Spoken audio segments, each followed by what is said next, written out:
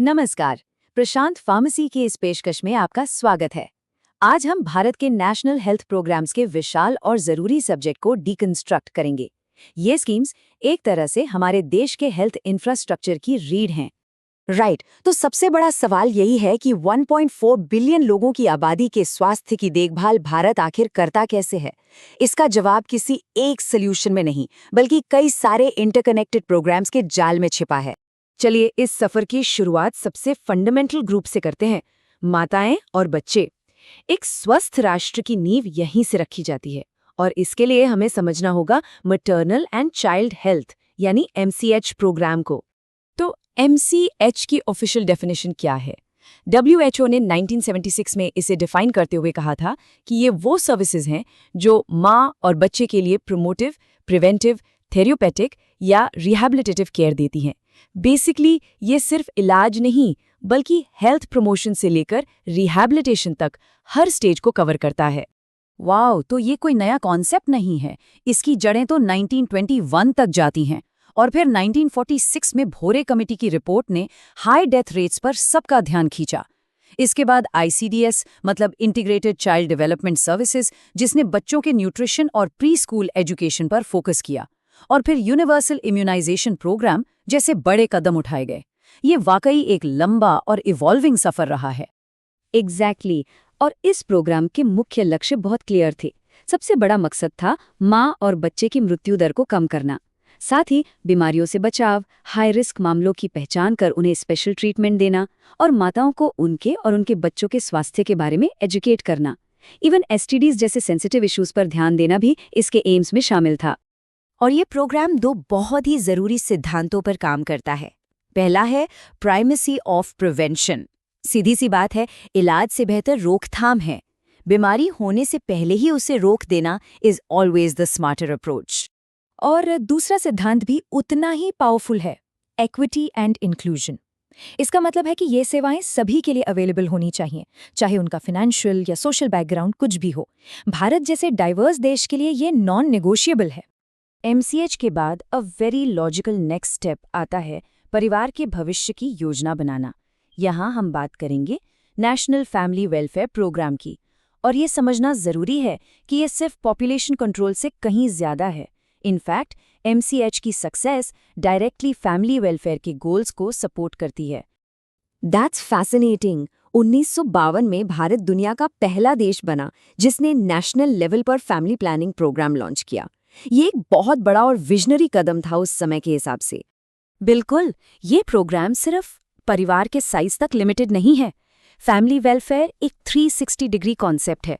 इसमें महिलाओं का वेलफेयर, एजुकेशन, MCH सर्विसेज और यहाँ तक कि साफ पीने का पानी भी शामिल है। एक स्मार्ट फार्मेसी वाला जानता है कि ये फैमिली यूनिट की ओवरऑल वेल बीइंग के बारे में है।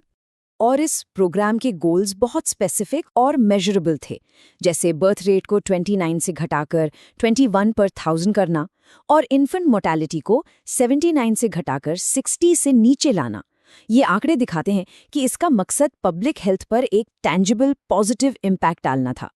अब हम अपना फोकस इंडिविजुअल और फैमिली हेल्थ से शिफ्ट करके एक स्पेसिफिक कम्युनिटी वाइड थ्रेट पर करते हैं, मलेरिया। ये भारत में एक बहुत बड़ी पब्लिक हेल्थ प्रॉब्लम रही है और इसके लिए एक डेडिकेटेड नेशनल प्रोग्राम की जरूरत पड़ी। जरा ये नंबर देखिए, आज़ादी के समय हर साल मलेरिया के 75 मिलियन केसेस और 8 लाख मौतें। ये संख्या वाकई स्टैगरिंग है। It shows the scale of the challenge. और हाँ, ये क्वालिटी कंटेंट प्रशांत फार्मेसी की ओर से आप तक पहुंचाया जा रहा है। तो इस मैसिव चैलेंज से निपटने के लिए एक मल्टी प्रॉन्ग स्ट्रेटजी अपनाई गई। इसमें सबसे पहले था EDPT यानी early detection and prompt treatment. फिर वेक्टर कंट्रोल मतलब मच्छरों पर नियंत्रण, इंसेक्टिसाइड स्प्रे और हेल्थ पर्सनेल की प्रॉपर ट्रेनिंग। एक स्मार्ट फार्मेसी वाला जानता है कि ऐसी बीमारियों से लड़ने के लिए ये इंटीग्रेटेड अप्रोच ही काम करता है। और ये लड़ाई लंबी चली है। 1953 में प्रोग्राम शुरू हुआ, लेकिन 1970 में मलेरिया फिर से फैल गया। इससे ये लेसन मिला कि पब्लिक हेल्थ में विजिलेंस कॉन्टिन्यूअस होनी चाहिए। समय के साथ वर्ल्ड बैंक और ग्लोबल फंड जैसे इंटरनेशनल पार्टनर्स जुड़े और ड्रग रेजिस्टेंस से लड़ने के लिए नई दवाइयां भी इंट्रोड्यूस की गईं। और इंटरनेशनल सपोर्ट की बात करें तो इस पजल का आखिरी और सबसे इम्पोर्टेंट पीस है वर्ल्ड हेल्थ ऑर्गेनाइजेशन यानी WHO की भूमिका, जो भारत के राष्ट्रीय कार्यक्रमों में एक अहम स्ट्रेटेजिक पार्टनर है। राइट, WHO यूनाइटेड नेशंस की हेल्थ एजेंसी है। भारत 1948 से इसका सदस्य है और इंटरेस्टिंग बात यह है कि इसका south east Asia regional office CRO नई दिल्ली में ही स्थित है।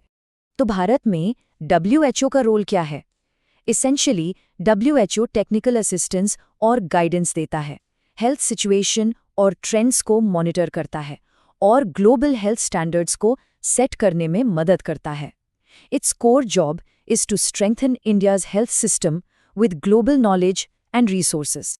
तो आज के इस एनालिसिस से क्रूशियल टेकअवे ये है कि ये हेल्थ प्रोग्राम्स साइलोज में काम नहीं करते, ये सभी एक दूसरे से जुड़े हुए हैं।